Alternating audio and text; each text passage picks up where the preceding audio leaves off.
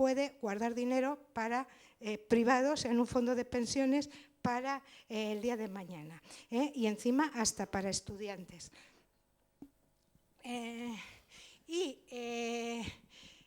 El lobby es ampliar todo el mercado de capitales. Se está legislándose muy rápido este año con todo este tema, no voy a entrar porque el tema que todo lo que traigo es largo, pero esto se está haciendo a una velocidad muy alta, mover capitales entre estados, y contempla toda la inversión en derivados financieros, o sea, está abriendo toda la protección social, la está privatizando, pero encima el dinero de esos fondos de pensiones puede ir a los elementos más basura. O sea, a lo que se llaman los fondos buitres. No hay nada garantizado para después. Y han dado cifras. Se proponen multiplicar los fondos que están en estos momentos activos en la Unión Europea, multiplicarlos por 3 en una década. O sea, las campañas van a ser atroces. Bueno, por eso, como además llega a final de año y os va a decir vuestro director de banco, oye, haz un fondo de pensiones, un EPSV, que vas a desgravar Hacienda, no vas a pagar impuestos. Bueno, ¿qué son realmente? Bueno, es un ahorro individual, solo es un ahorro que cada uno podía ahorrar aquí o en el calcetín o comprándose una vivienda y alquilarla. Quiero decir, es un ahorro a largo plazo. O sea, si tú te metes en el calcetín, si necesitas lo puedes coger. Este no. Hasta que no seas pensionista no lo vas a coger. En un mercado de capitales que no puedes recuperar hasta que no lo marca el fondo, que es cuando llegues al desempleo de un determinado tiempo o a las edades que marca el fondo, no lo puedes tocar. O sea, puedes estar en una precariedad total, tener ese ahorro y no lo puedes tocar. Y otra cosa importante, los fondos de pensiones no está garantizado el capital. Que nadie os mienta jamás, viene por ley. O sea, vosotros sabéis cuánto dinero metéis, pero siempre os dirán, funciona en función de la rentabilidad que tenga el fondo. Y las rentabilidades pueden ser negativas. Muchos fondos se han hundido totalmente con rentabilidades muy negativas.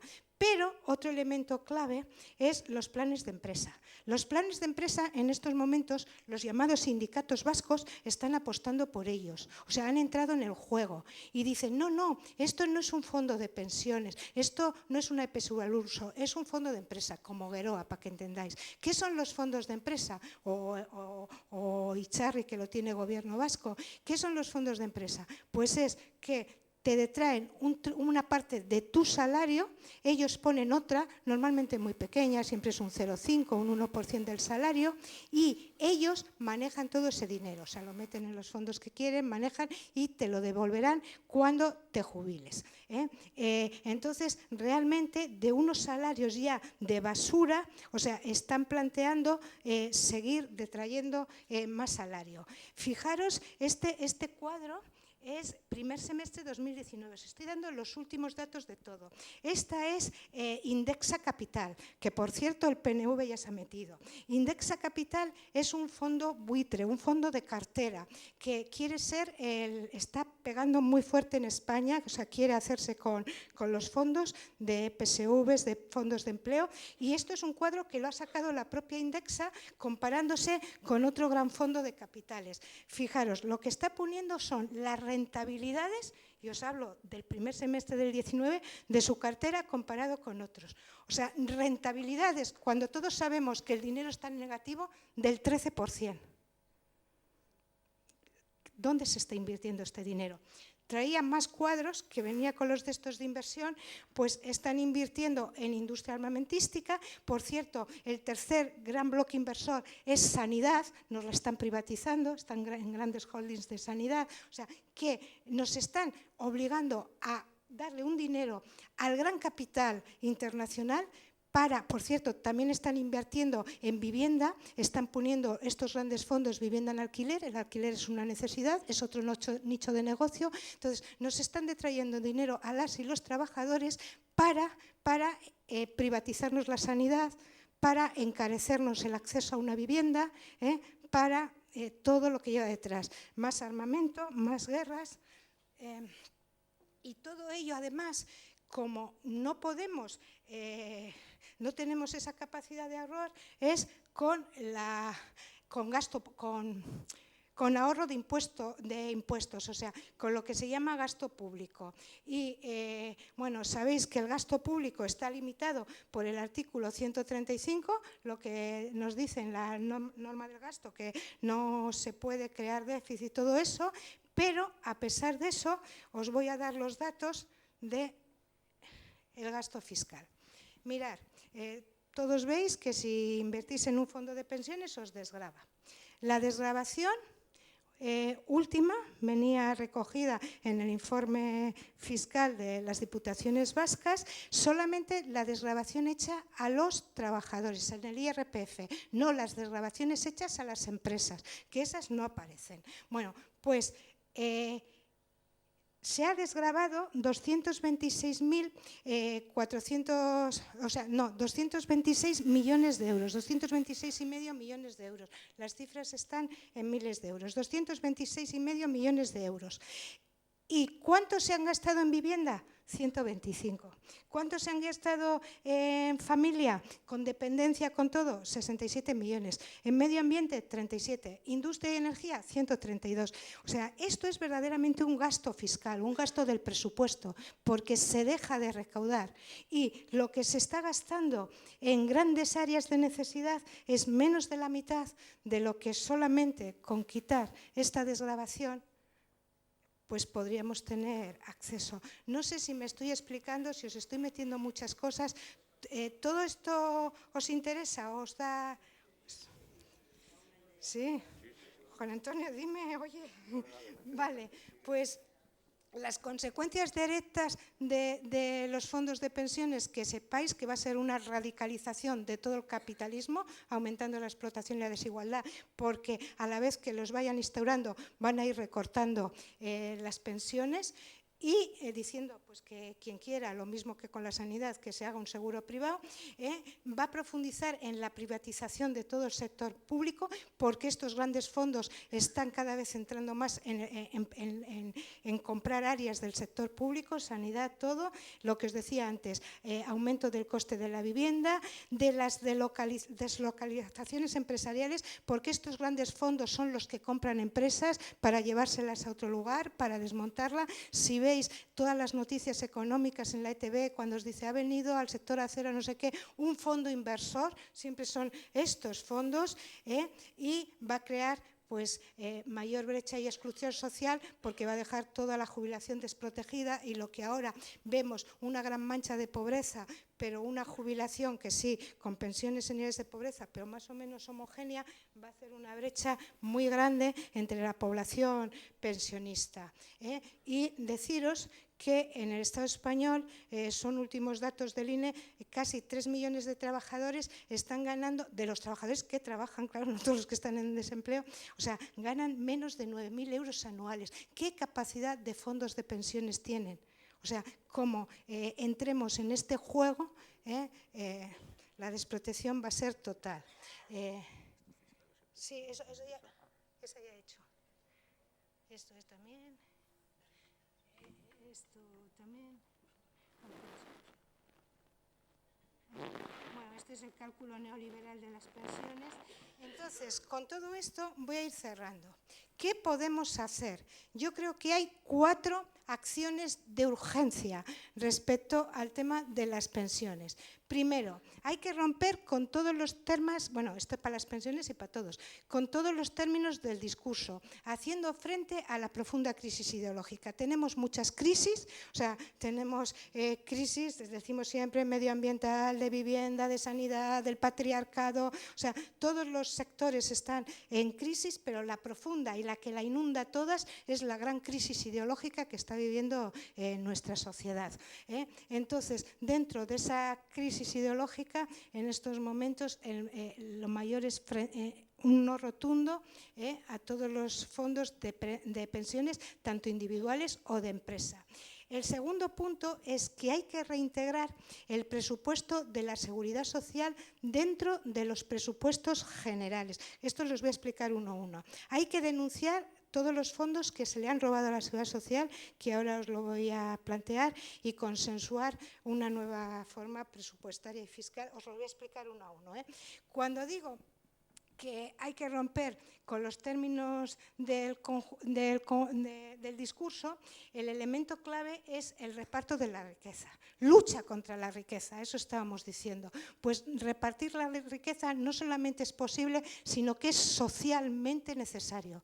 Si no, os digo, esta sociedad tal como lo conocemos no aguanta una generación más. Estáis viendo lo rápidamente que se está destrozando, que los trabajadores en paro, o sea, solamente 1 de cada 4 cobra prestación de desempleo y un 40% hace menos de 10 años. Cuando miramos un poco la vista atrás y comparamos es cuando podemos ver lo que nos está pasando, porque el día a día pues solo nos deja pelear por la supervivencia, no nos damos cuenta de la gran degeneración. Bueno, en esa lucha ideológica está el tema del IPC. Yo lo veo y bueno, pues como está en la COESPE, todos los lunes se dice subida de las pensiones igual al IPC. Compañeras, compañeros, no entendemos lo que estamos diciendo. Y os digo por qué. Porque tenemos pensiones de miseria. ¿Y qué es el IPC? El IPC es la subida del coste de la vida. Si yo tengo una amiga, bueno, ¿sabéis? Si la cesta, hoy yo hago con 100 euros, compro esta cesta de la compra y el IPC sube 3, quiere decir que ahora necesito 103 para comprar lo mismo. Entonces, si solamente me suben el IPC, yo sigo con la misma migaja. La subida del IPC es mantener el mismo nivel de pobreza en la pensión. Vemos que lo que realmente crea y marca la riqueza real es el Producto Interior Bruto. Entonces, si queremos, el primer punto para empezar a distribuir un poco es que no debemos de pedir subidas igual que el IPC, sino subidas igual que el nivel que suba la riqueza cada año. Subidas igual al PIB. Este es un elemento a debatir. Algunas comunidades ya lo están poniendo. Luego el tema que os decía, al hablar de activos solamente se hace referencia a los activos que están cotizando, cuando la realidad económica es que tenemos ya una economía sumergida, y los datos los está dando Europa, del 30%. ¿Os imagináis el 30% más de cotizaciones? ¿Hay o no hay dinero? Por seguir hablando de ahí o no hay dinero. ¿Quién se beneficia de esa economía sumergida? Pues ya visteis al presidente de la patronal española con toda la economía sumergida que tenían los camareros del Congreso. Siempre son las grandes rentas. Que no nos hagan aquí que nos peleemos entre nosotros mismos pensando que el que se beneficia de la economía sumergida es nuestro pobre vecino fontanero, carpintero. No, o sea, ellos tienen que sobrevivir y la gran núcleos de economía sumergida no están ahí. Benefician realmente al capital que obliga a hacer tantas horas sin cotizar al margen de todo lo que sabemos. Y luego se detrae dinero público tanto por las cotizaciones a la seguridad social como por el impuesto de sociedades, puesto que ese beneficio no se recoge en ningún sitio, lo que genera ese trabajador. Y bueno, el tema más importante, este cuarto, yo creo que también es de mucho calado. Hay mucha gente en la economía crítica que lo está poniendo en primer lugar, entre ellos pues tanto Xavier Pérez Dávila como Miren Echezarreta, se me había bloqueado el apellido de Miren. Bueno, ¿qué están planteando? Están planteando que se rompa ya de una vez por todas la famosa hucha de la seguridad social y que el presupuesto de la seguridad social se integre totalmente en los presupuestos generales del Estado. Os explico esto. Casi todos los países de la Unión Europea es así, están en los presupuestos generales del Estado. ¿Por qué aquí tenemos una hucha aparte? Porque la Ley de Seguridad Social es del año 66, la ley marco, la ley de bases. Luego ha habido reformas en edades de pensiones, en cosas, pero la ley marco sigue siendo la del 66. Es una ley franquista. O sea, está de época de Franco y se hace entonces una ley obligada por Europa con un número muy alto de inmigrantes españoles para hacer convenios europeos de seguridad social. Se necesita, España no tenía esa ley de seguridad social con Franco, tenía todos los sectores, el sector del metal tenía sus mutuas, sus cosas, el otro, o sea, era un reino de taifas. entonces, y de seguros independientes, y entonces se unifica. Y es la ley más debatida, 4 años se están debatiendo. ¿Por qué? Porque el gran capital franquista no quiere perder su juguete de la seguridad, de manipular. Ahora vuelven otra vez con las mutuas, bueno, volvieron. No quiere perder. Y entonces consiguen dejar una caja aparte, y esto va en esta hucha, y llevan manipulando esa hucha desde que se creó. Tuve un profesor, yo he hecho ciencias actuariales y financieras, que éramos los técnicos de la seguridad social, y teníamos un profesor muy mayor que nos decía en aquellos momentos, estamos todavía en los 70, los fondos de la sección femenina, por decir algo, o los grandes faustos del 1 de mayo, como era el Día del Trabajo, se pagaba con los fondos de la seguridad social. Ahí había mucho dinero y todavía no se estaba jubilando nadie, se acababa de crear, o sea, pues, ala, dinero. Entonces, la sanidad también estaba ahí en ese fondo. ¿Os acordáis los más mayores que nos quitaban de la nómina por pensión, o sea, para cotización a la pensión, y por la sanidad nos quitaban un 6%? En el año 92 la Unión Europea obliga al Estado español a que la sanidad sea universal y entonces la pasan a los presupuestos generales. O sea, lo mismo que pasaron eso, podrían pasar lo otro. Bueno, pues, ¿por qué es importante que pase a los presupuestos generales? Porque en la seguridad social, podemos seguir pasando, quería enseñaros todo lo que está pagando, pasa otro, sí. Esto, mirad, en 2012 os acordáis que se decía que la seguridad social en su hucha había 67.000 millones de euros, esa que se evaporó tan rápido. Pues bueno, el 47% de todos los gastos de los fondos de reserva de las pensiones, y esto está muy documentado, se han utilizado para la compra de deuda soberana, deuda del Estado. En esos momentos se estaba hablando del rescate que tenía que tener España, se hablaba de aquella prima de riesgo tan alta, o sea, estamos en todo ese momento. Y en ese momento, bueno, y ahora, un país no puede comprar con presupuestos públicos su propia deuda. Pero lo que hicieron es que, como esa hucha del Estado de las pensiones, si se mantiene el dinero pierde, ese dinero siempre lo invierten en algo. ¿Dónde lo invirtieron? En su propia deuda soberana. Bueno, esto era un expolio a todos los trabajadores, y la prensa económica extranjera, si alguien quiere mirar, estaba alertando de eso. Estaba diciendo otra emisión de deuda soberana comprada íntegramente por... Y toda la prensa española lo estaba silenciando. Incluso en Europa hubo un grupo que planteó en la Unión Europea hacer ese análisis, a ver qué estaba pasando con España. Y Merkel hizo que no prosperase. Estaba con Rajoy, recordáis su gran amistad, y, o sea, más o menos en un periódico de estos aparece que Merkel dice...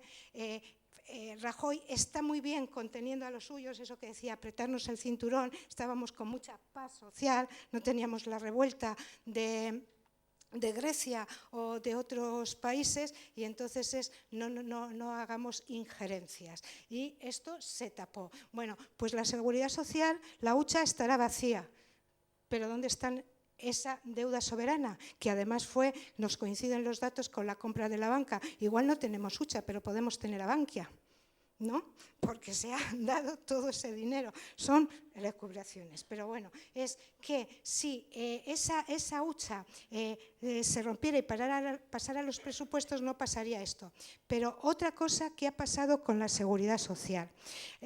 Los fondos de la seguridad social, cuando se hace un análisis, se ve que llevan desde su inicio pagando todo lo que no les corresponde. ¿Qué fueron las reconversiones industriales? La del 82, la del 92. Bueno, ¿os acordáis que en la del 82 a trabajadores con 48 años se les mandó a jubilación anticipada? En la siguiente ya fueron con 52 años. Bueno, pues todo ese dinero para esas pensiones, que era un diseño industrial, lo pagó la propia Seguridad Social, cuando Europa estaba dando fondos europeos a España para hacer las reconversiones. El dinero se lo quedaba el Departamento de Industria, y todo lo que estaba costando la reconversión a nivel de personal lo estábamos pagando con nuestras propias aportaciones. O sea, por eso hoy tampoco tenemos los dineros que aportamos en los 80, en los 90. O sea, estos son otros elementos. Voy a ir acabando, sí. Sí, Bueno, ¿qué es lo que debemos de hacer? Bueno, pues eso es por todo esto, eliminarlo, reincorporarlo todo a la seguridad social, pero encima pedir una auditoría social. Hace años se hablaba de la auditoría de la deuda externa. ¿Por qué no pedimos una auditoría social de todos los fondos que ha pagado la seguridad social sin corresponderle a ella? Y por supuesto con inclusión de todo el saqueo. El último paso, y aquí ya acabo, la distribución de la renta de la que estamos hablando solo la garantiza un sistema público justo, tanto fiscal como presupuestario. Entonces, la renta se distribuye vía gasto público, pues sosteniendo las pensiones, el desempleo, sanidad, educación, pero para eso hace falta ingresos. Entonces, ¿qué ingresos deberíamos de poner? En este no he traído, pero cuando hablo solo de pensiones, suelo traer un cómic que es de un periódico de 1850, en el que aparece un burro con cara de persona que va cargado con todos los impuestos, la sal, el café, el azúcar, todos los impuestos del siglo XIX. Bueno, reformar ahora el sistema impositivo no es subo, bajo, IRPF, subo, bajo el impuesto de sociedades, es mucho más profundo.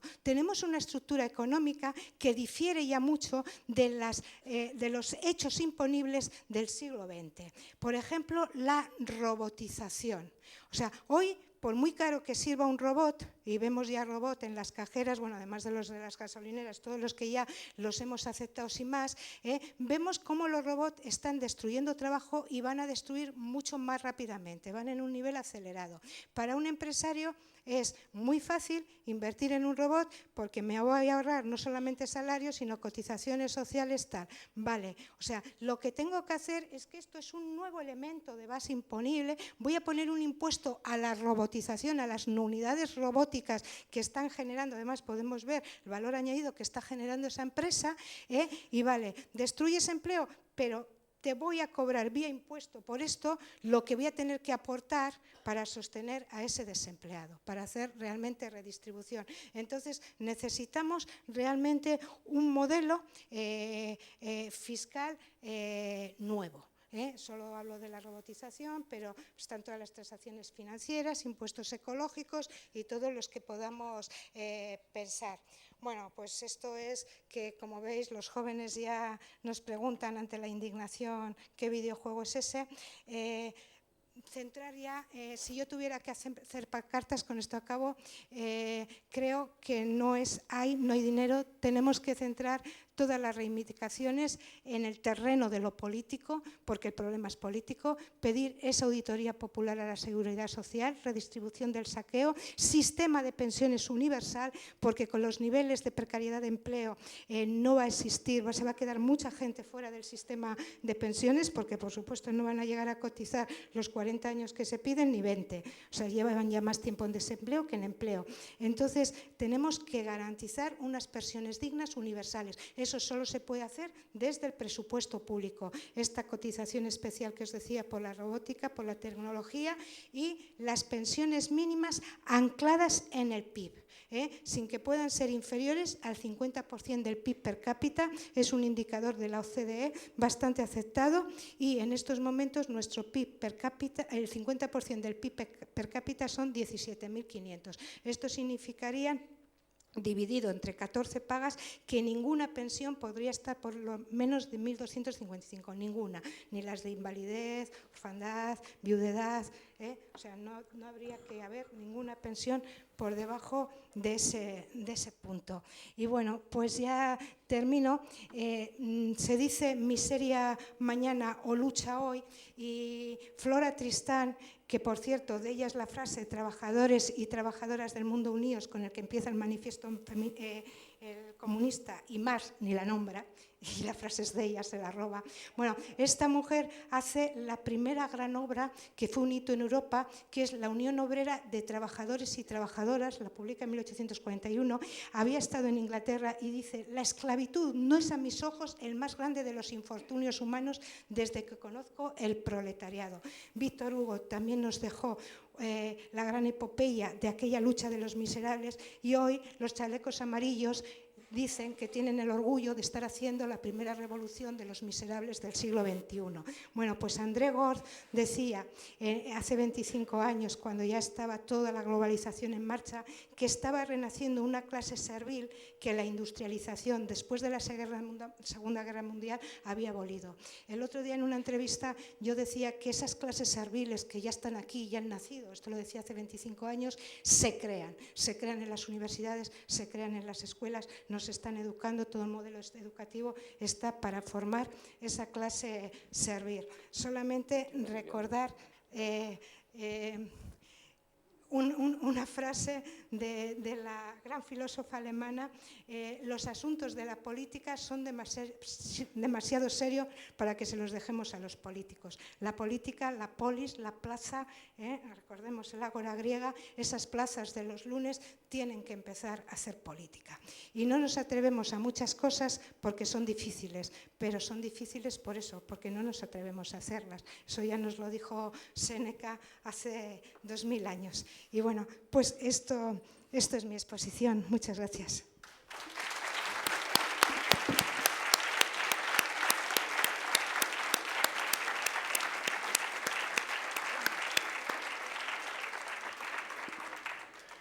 Muchas gracias, Nekane, por la exposición tan detallada, tan exhaustiva y a la vez tan rigurosa, y por el mensaje que has enviado. Vamos a iniciar el turno de preguntas. Son las 8:30, a las 9 cierran esto, o sea que os pido pues que seáis breves en las preguntas, y le pido también a Nekane que tiene que ser breve en la contestación. Yo, como me suele emocionar, lo que planteo es que hagáis todas las preguntas, cada uno que pregunte. Digo que hagáis todas las preguntas juntas, cada uno que pregunte diga el nombre, incluso si alguien del público quiere responder, pues vía libre, y yo cierro después intentando responder a ese conjunto, pero para que no sea un toma y daca. Y como digo, si alguien del público quiere responder, pues también.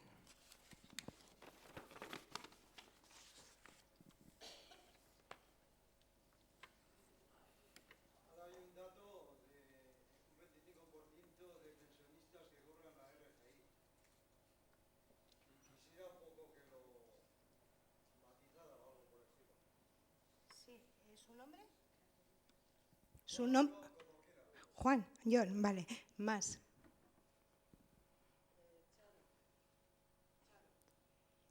tienes datos sobre hipotecas inversas. ¿El micrófono? Sí. Si sabes, a ver quién está detrás de los chalecos amarillos. ¿Qué fuerza confusa?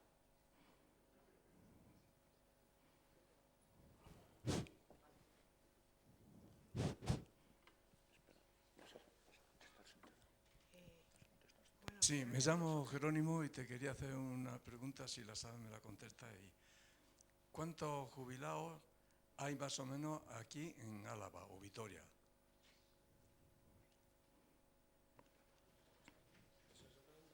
Sí, pero luego es que quiero... Pero va a responder al final. Si tienes más preguntas, son las horas. Bien, vale. Es que quería para decirle sobre cuántos hay, y a continuación le iba a dar yo la respuesta que tenemos los lunes en la Plaza Nueva. Porque si hay 5, 7.000 o 8.000, nos encontramos ahí, pues un 10%, 800. Entonces ahí está. Menos del 1%.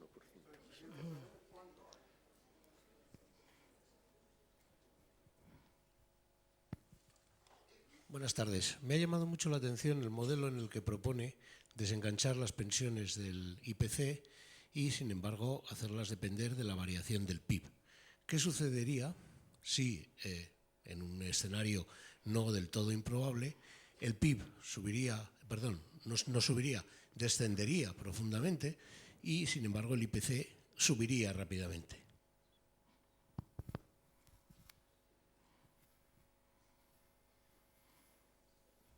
Sí, yo quería preguntar qué impuestos subirías para financiar las pensiones mediante los presupuestos generales del Estado. ¿Qué impuestos elegirías tú, digamos, para dar cuenta de ese aumento del gasto? ¿Qué presupuesto subirías? O sea, ¿qué impuestos subirías?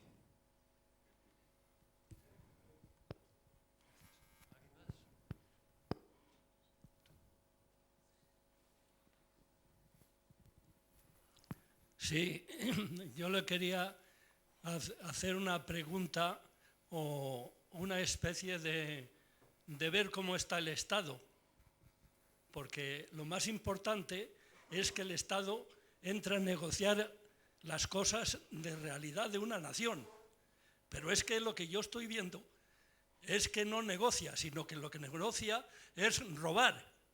Entonces, a ver qué medios tenemos los obreros y qué medios tenemos la clase obrera para obligarle al Estado a que entre a negociar un sistema que vaya a la nación adelante. Porque de la forma que vamos es una catástrofe lo que están haciendo los políticos. Y además los políticos acompañados de los industriales. O sea que esto es un ramo de flores, que esto es más duro que nos parece.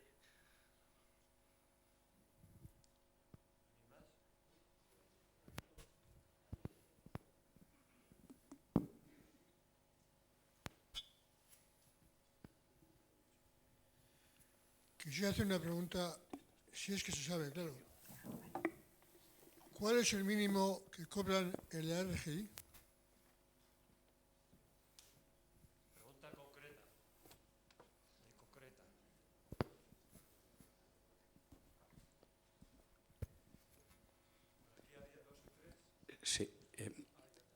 Sí, muchas gracias, Nekane. Creo que es una explicación muy precisa y amplia, aunque compleja, ¿no? Oye, yo al menos se me ha escapado muchísimas cosas, ¿no? Creo que es importante, has dicho que nos deben 35.000 euros a cada españolito, ¿verdad? No sé, me dices dónde tengo que ir el lunes para reclamarlo, ¿no? Pero también tengo entendido, y tú no lo dirás, que ya cada españolito se ha endeudado en 25.000 euros. Luego, la derecha dice que el empleo lo crean los empresarios. Entonces, pues oye, tenemos que hacerle algún favor, ¿no? Tenemos que darle facilidades. Pero yo digo que 3 millones de paro, con lo que supone eso, en principio, en la propia persona, en su familia y en la sociedad, a todo, ¿no? O sea, ¿cómo está el tema? ¿Cómo ves tú el tema? Si trabajar menos para trabajar todos. O sea, esto hace ya 30 años o 40 años que se viene diciendo y no se mete mano a esto, o no se oye nada, ¿no? Y yo pienso que un trabajo decente, trabajar menos y para trabajar todos. Gracias.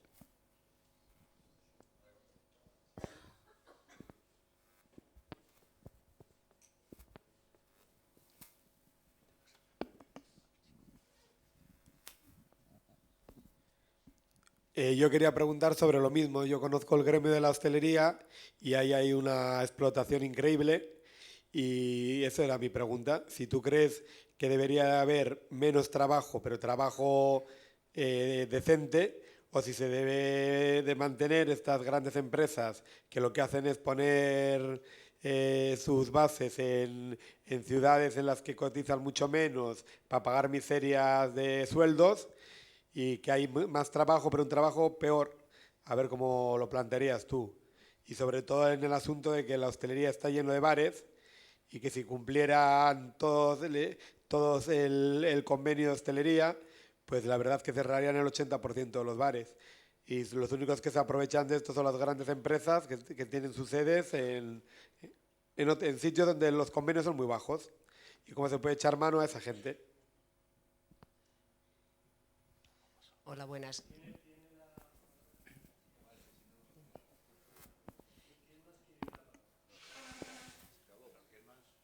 Sí. Nada, yo quería solamente hacer un comentario sobre el hecho de, has insistido mucho y en abstracto yo creo que es verdad, la importancia de lo político, ¿no? Cuando en realidad verdaderamente tenemos que tener en cuenta que no votamos a los que de verdad nos gobiernan, que los poderes fácticos, financieros, multinacionales, allí donde se halla realmente el dinero, ellos son realmente los que gobiernan a los países y los que deciden si un país cae, sigue, se le mutila o lo que sea. No sé si la idea...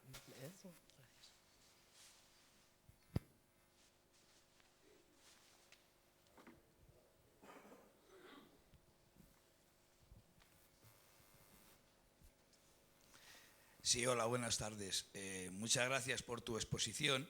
Y yo lo que sí que he visto es que a través de los datos que tú nos has presentado, es que estamos en un país donde estamos asentados sobre un polvorín. Es decir, hay una serie de trabajadores que no cotizan a la seguridad social, una serie de empresarios que tampoco tributan ni cotizan, y por tanto estamos generando, o se está generando, se está generando un nivel de pobreza impresionante en base a esa, vamos a llamarla, deficiencia de cotización y tributación.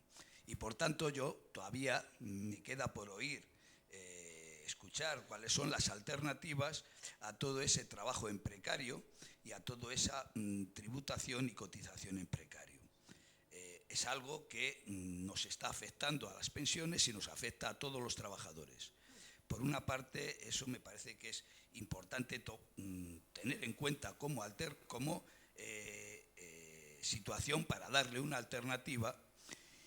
Y fundamentalmente, luego me planteo otra cuestión, y es que de cara al futuro, nosotros, trabajadores y trabajadoras, que vemos de cara al futuro con respecto a la situación que tenemos en cuanto a lo que nos viene. Se ha hablado de la robotización, se ha hablado de la automatización, etcétera, etcétera, etcétera. Por ahí iría mi pregunta. Muchas gracias. Por favor, si hay alguna pregunta más, ser muy breves en la pregunta para que tenga la oportunidad de poder contestar.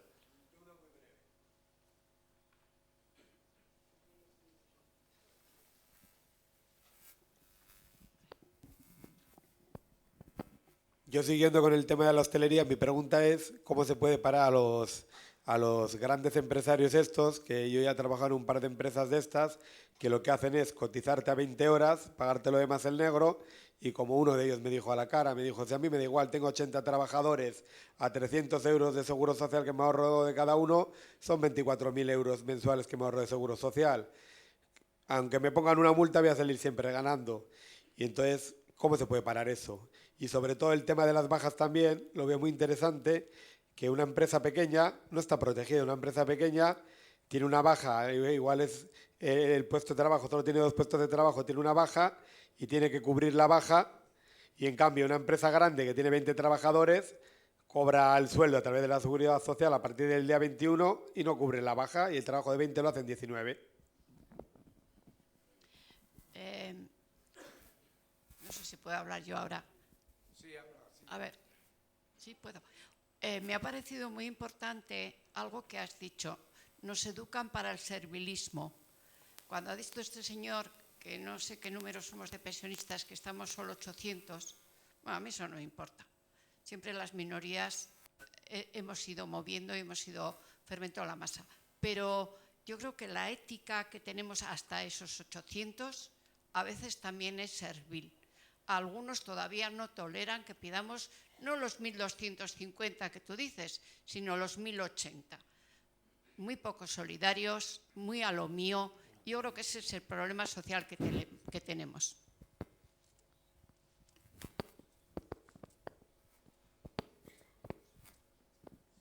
Bueno, si no hay más preguntas... Hola. Sí. Muchas gracias por la exposición, porque me ha parecido muy completa. Y solamente te quería preguntar una cosa. Estás proponiendo que las pensiones se puedan revalorizar en función del PIB, lo cual me parece muy bien. En Europa has comentado que hay algunas comunidades que se están estudiando. En Europa, ¿esto cómo se está haciendo? ¿Cómo se revalorizan las pensiones? ¿En función de qué parámetros se revalorizan? ¿Esa es la pregunta? Sí. Muy bien. Pues si no hay más, cerramos y empiezas a contestar. Bueno, no sé si os habéis dado cuenta, yo ya cuando ibais por la mitad estaba asustadísima, porque no tengo tiempo para responder a tantísima pregunta, me parecen todas además muy interesantes. Y además, desde la tercera persona habéis dejado de decir el nombre, no sé cómo voy a deciros, pero bueno, a ver, empiezo con John, que me decía que explicara por qué el 25%, o sea, cómo es eso de que el 25% de pensionistas cobra también, o sea, es perceptora de la RGI. Y es porque el Gobierno vasco, a través de una ley, planteó que todos los pensionistas que no llegaran a una cantidad mínima, que son 700 y pico euros, se le complementaba su pensión con una cantidad que es lo que se llama parte de la RGI.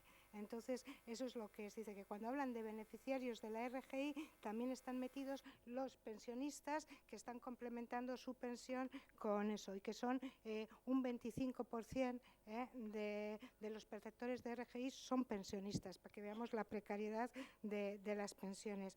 Charo, tú me hablabas de las hipotecas inversas, realmente no sé cuántas hay. Bueno, todos sabéis que la hipoteca inversa es plantear a la gente mayor y viene con la privatización. Las hipotecas inversas empezaron a comercializarse en la década de los 80, o sea, no es, pero ha ido entrando y saliendo como, o sea, apareciendo como el Guadiana. Entonces, lo que se le dice, los directores de banco esos que han vendido preferentes, hipotecas basura, todo, pues llaman ahora al pensionista y le dicen, oye, mira, veo que tu pensión no es muy alta y encima tus nietos, sobrinos, no sé quién se va a beneficiar de tu piso. Sí, yo te puedo dar, lo que es una hipoteca inversa, yo te voy a dar una renta a ti y tú pasas ya la vivienda a propiedad del banco. Cuando te mueras es del banco. Encima te voy a calcular una esperanza de vida de la leche que no la tienes para decirte que te voy a pagar tanto al mes, te la voy a valorar muy bajo como hacen ellos, y realmente es otra forma de empezar a acumular patrimonio inmobiliario y, lo que es más importante, descapitalizar, romper todo el colchón familiar, porque hasta ahora pues había sobrinos, había hijos tal,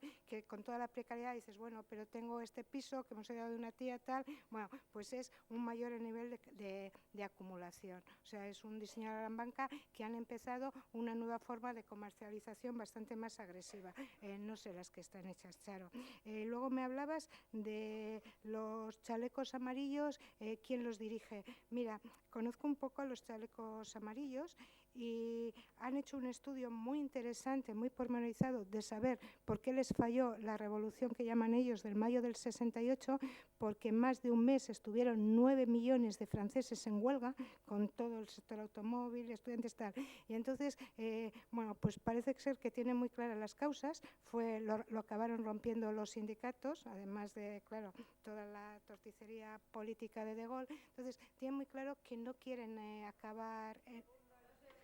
Perdón, entonces te digo que puede haber gente sindicada, pero están como personas, no como movimientos sindicales, y en principio, que ellos controlen, es decir, ya si no están en nivel, segundo o tercer nivel, o sea, se están organizando totalmente en asambleas permanentes, se manifiestan los sábados, pero en Francia les llaman el movimiento de las rotondas, entrar en todas las rotondas importantes con tiendas de campaña, y allí se van alternando, hay gente que se quedaba 2 horas, otros 4, se van alternando siempre gente toda la semana para estar haciendo esos debates populares. Entonces, hay gente de la France Insoumise, de todo, pero como personas. Curiosamente, también hay gente que dicen que ha votado a Le Pen, pero están como personas, están porque están creyendo en lo que están haciendo.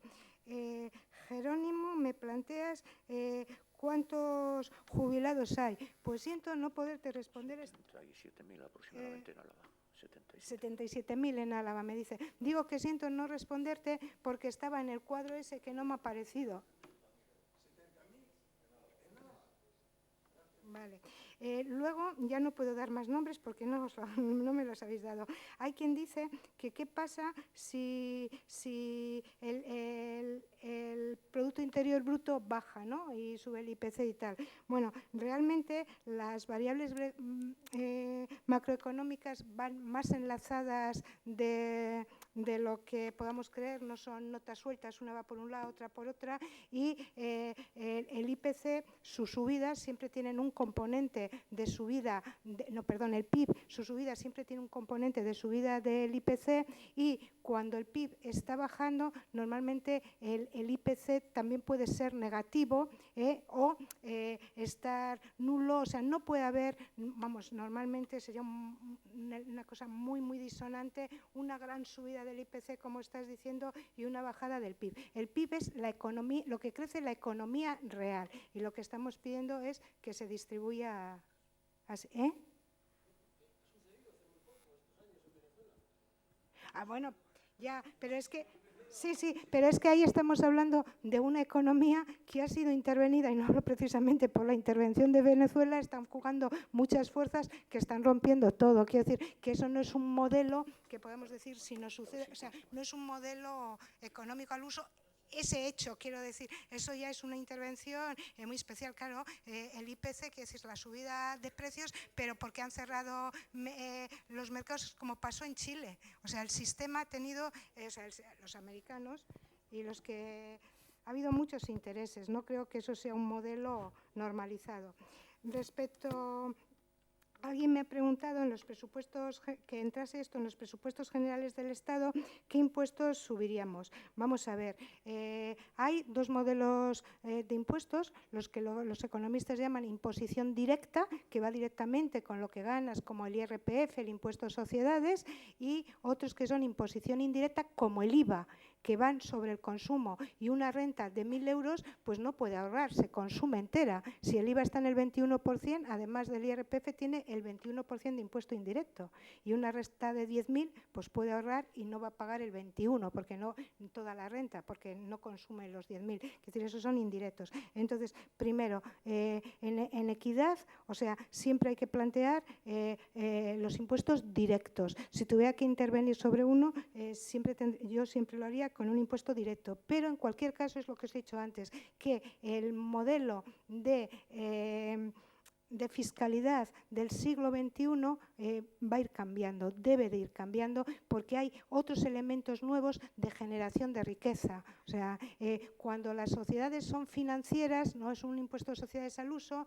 Cuando estamos hablando de la robótica, entonces yo lo que haría sería plantear cuáles son los nuevos elementos que están generando la riqueza y ver cómo deberían de pagar la parte correspondiente, quiero decir, ver modelos impositivos, o sea, figuras fiscales nuevas, que es lo que estaba señalando antes. Alguien me decía que el Estado no negocia, roba, hablaba de los políticos, y esto lo uno contigo, que no sé cómo te llamas, pero has dicho que realmente no votamos a quien nos gobierna. Cuando has hablado de lo político, creo que ahí la respuesta la puedo dar conjunta. Estamos, pero ya desde el Tratado de Maastricht se empezó a construir ese discurso, desde el año 93, en una realidad política que niega la responsabilidad política. O sea, nuestros políticos niegan su propia responsabilidad política. Os explico qué quiero decir. Cuando se reúnen las grandes cumbres, no digo ya el G7, cuando se reúnen los grandes jefes de Estado en Maastricht o en Lisboa, la cumbre de Barcelona, cuando se reúnen, marcan las líneas económicas que quieren seguir, o sea, los grandes ejes para su país. Y luego, o sea, ellos se van y vienen todo lo que llaman tecnócratas europeos y marcan las directrices, marcan la normativa, y luego viene el político y dice, cuidado, no puedo gastarme esto, ya nos lo está diciendo Pedro Sánchez, porque tengo que mandar el presupuesto a Europa y Europa no me lo va a aceptar. O sea, la culpa la tiene Europa, pero ¿quién hace que esa Europa sea así? ¿Quién se reúne, marca? Entonces, es un juego muy interesante porque ellos van, deciden, pero luego aquí no, me lo manda Europa, con lo cual tanto los políticos de derechas como los de izquierdas tienen la misma directriz. Por eso la gente ve que no varía nada. O sea, puede variar pues que uno dé un poquito más hacia este lado que hacia otro, pero lo que es las grandes líneas del presupuesto están totalmente controladas por esas grandes cumbres. Y como tú has dicho, pues claro, están todos los lobbies y curiosamente yo hace años lo remarcaba mucho porque igual pasó desapercibido los dos grandes golpes de Estado que hubo en la Unión Europea con Italia y con Grecia. Papandreou planteó que iba a hacer un referéndum y, o sea, automáticamente en 2 días le quitaron del poder y nombraron un gobierno tecnócrata. Y lo mismo pasó con... No, con el este de derechas de Italia, el... Sí, no, digo este que le gusta, que está juzgado por casos, que me bloqueó con el nombre. Berlusconi, perdón, no me salía, Berlusconi. Bueno, pues con Berlusconi también sabéis que fue quitado de la noche a la mañana y puesto un gobierno tecnócrata, porque no estaba aceptando la normativa de la Unión Europea, lo mismo que le pasó a Papandreou. Entonces, antes los golpes de Estado venían por los sables, pero ahora es muy cómodo llegar a un parlamento donde nadie te ha elegido, quitar, o sea, a los gobiernos enteros e imponer otros gobiernos tecnócratas con estas medidas y con los hombres de negro controlando todo para que eso se cumpla. Son golpes de Estado financiero. Deciros que durante la crisis, y tengo los datos y están en Internet, de 27, ahora ya hay 28 países miembros de la Unión Europea, 23 tenían como ministros de Hacienda o de Economía personas que venían de Goldman Sachs o del... Sí, de la otra banca. Estaban controlándolo todo. Aquí tuvimos a De Guindos, que venía de ahí. Entonces, ese poder está controlando todo. Pero cuando yo digo que hablo de los políticos y de cómo hacer la política, no estoy pensando en que tenemos que votar de otro modo. Estoy pensando que se ha deteriorado tanto, quiero decir, se ha adulterado tanto ya el concepto de la propia política. Además, cuando hasta los políticos presumen de ser tecnócratas, o sea, de no tener ideología. Entonces, os decía, la ideología, ese esquema de ideas y valores, es un elemento clave porque podemos ser o competitivos o solidarios, marcar líneas muy diferentes y se tiene que hacer desde el pueblo. Tenemos que plantear cómo hacer formas directas y que al final los políticos sean los que acaben plasmando esas formas, lo mismo que ahora plasman los del capital. Sé que posiblemente estoy hablando de una utopía, pero este debate está siendo muy interesante en toda Francia. Macron acabó, lo podéis leer, llamando a todos los ayuntamientos de Francia para decir, y esto lo hizo antes de las elecciones europeas, para que abriesen lugares de debate, daba un tiempo que todos pudieran plantear y debatir cualquier ley en vigor en ese momento en Francia y que hicieran propuestas y que se las iba a analizar todas, incluso estaba dispuesto a iniciar la Sexta República. Esto lo hacía porque está muy acorralado, porque se veían las elecciones europeas, porque quería cortar, no lo va a hacer por supuesto, pero demuestra que un presidente de gobierno estaba aceptando el debate popular y poniendo además instrumentos públicos, porque los ayuntamientos eran los que tenían que levantar las actas, llevar todo por el canal, de que los iban a escuchar. Incluso si coincidían no sé cuántos, se llevarían a las asambleas legislativas. O sea, que nos hablan muy poco de ellos, solamente cuando hay incidentes en París, pero están demostrando otro campo. Y decir que están en Bélgica, que están en Alemania, pasa que si nos estuvieran diciendo realmente todo lo que se mueve, pues igual tomaríamos ejemplo. Sí, me dan 5 minutos, o sea, a ver, la renta per cápita, los datos que estaba dando eran de Euskal Herria, no del Estado español. Sí es cierto que la deuda es altísima también, o sea, no trabajar menos para trabajar todos. El Gobierno vasco en el año 96 hizo un congreso con el tema del trabajo, del reparto del trabajo, muy interesante para mí, sobre todo por las aportaciones de Gorz y de la Escuela Francesa. Estaban analizando que con todo el nivel de tecnología que tiene la sociedad actual, ellos lo analizaron en la sociedad francesa, cuántos años debería de trabajar un francés, con la productividad francesa, con todas las horas de trabajo francés, para haber generado la riqueza suficiente para poder sostenerse desde que nace hasta que muere. Porque antes de empezar a trabajar, eres un niño, puedes...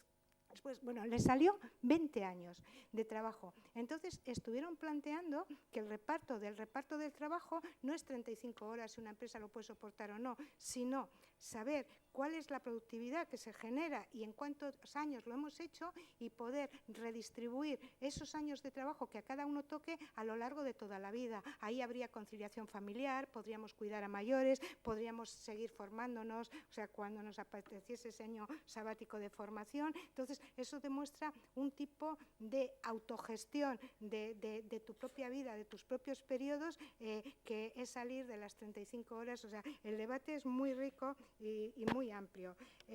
Alain, me estabas preguntando por todo el trabajo de la hostelería, tienes toda la razón, has hecho muy bien la exposición y lo único, y esto es, con alguien ha dicho cuáles eran las alternativas a la precariedad, y es que la precariedad se ha generado a golpe de ley. Han sido reformas laborales una tras otras cada vez más precarias, reformas de pensiones, reformas al desempleo, por tanto, quitar la precariedad es a golpe de ley. Entonces, lo mismo que se ha ido a un lado, podemos hacer una legislación realmente dura, o sea, contra la precariedad, o una legislación dura contra todo el fraude fiscal para que realmente podamos redistribuir, y es voluntad política. Entonces, eso sí está en manos de los legisladores, que ahora nos dicen que con 9 días de ausencia podemos ser despedidos. Eso es una ley. O sea, ¿quién legisla? Eso se hace a golpe de ley.